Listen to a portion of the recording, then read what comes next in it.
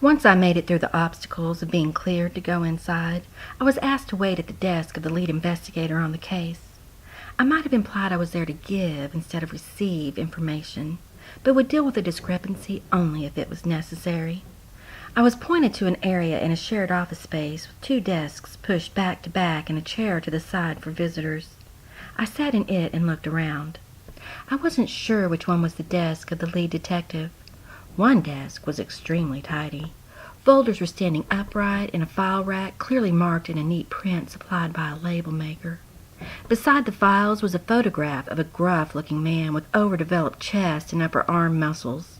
He was holding an adorable little girl with a head full of curlicues, which looked as if they would spring at any moment despite being captured in a still photograph. He was standing beside a petite blonde.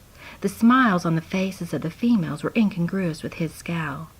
Beyond the photograph was a port for a laptop computer and a phone. A nameplate sat prominently in the middle of the desk. It read, Detective Hollowitz.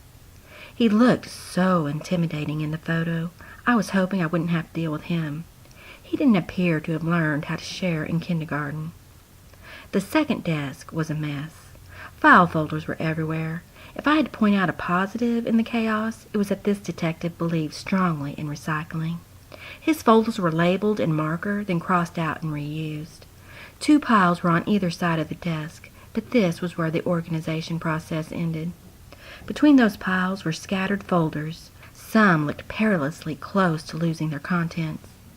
This detective didn't have a nameplate, or not one that was visible anyway. From the look of the desk, I pictured this detective as an incompetent oaf. I wasn't sure who I would prefer to work with. I looked around the shared office space and saw other men and women talking on their phones, looking at computer screens, or lost in conversations with each other. No one seemed to be paying attention to me. I could scan the folders until I found Carson's. Then I could rifle through it without them knowing I had looked. I could get what I needed and not have to speak to either of them. Glad I didn't go on the file folder field trip, because my thoughts were interrupted by the door opening.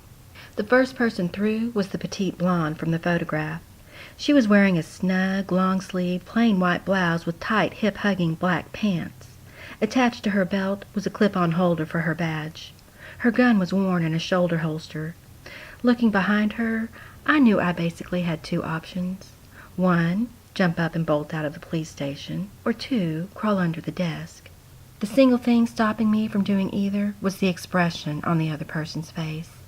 It looked like he was thinking about those same 2 options. I couldn't believe it. Walking in behind her was my ex-boyfriend from high school, Conrad Bartholomew Thorpe III. I am sure members of the admission board to our stodgy private school were close to rapture when they saw his name at the top of an application. What they didn't know was his dad's nickname of Con and his own nickname of Rad were more appropriate monikers. Rad's father had left him and his mom without an explanation when Rad was 6. His mom had given up on disciplining him and sent him to live with his dad's parents at age 10. Their last-ditch effort to control his behavior before sending him to military boarding school in South Carolina was to enroll him into Calvary Baptist College Preparatory Academy of Waco. I had dated Rad on and off throughout high school only because he wanted the off moments. Rad was every girl's fantasy bad boy. I always envisioned I would be the one to help him achieve his potential, to show him how sweet life could be. That was my dream.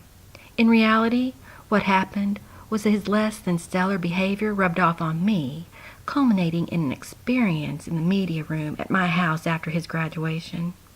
Despite the somewhat brief, embarrassing, and subpar performance on his part, I fantasized it was true love, and he would be the one forever and ever. But that was then. Right now, Rad's expression showed panic. "What are you doing here? I've been in town 2 weeks and you've already managed to track me down. I knew I should have pressed charges, or at least gotten a restraining order." I probably should mention that during my senior year of high school, his freshman year of college, I visited him on campus. During the trip, I might have tried, possibly succeeded a few times to hit him with a baseball bat. The purported strikes may have occurred after knocking all the headlights, taillights, and a few windows out of his vehicle, along with making at least one sizable dent in his hood.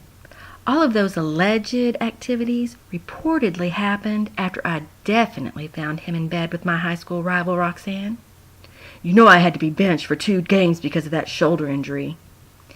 In my defense, Rad, you wouldn't have gotten hurt if you hadn't tried to stop me.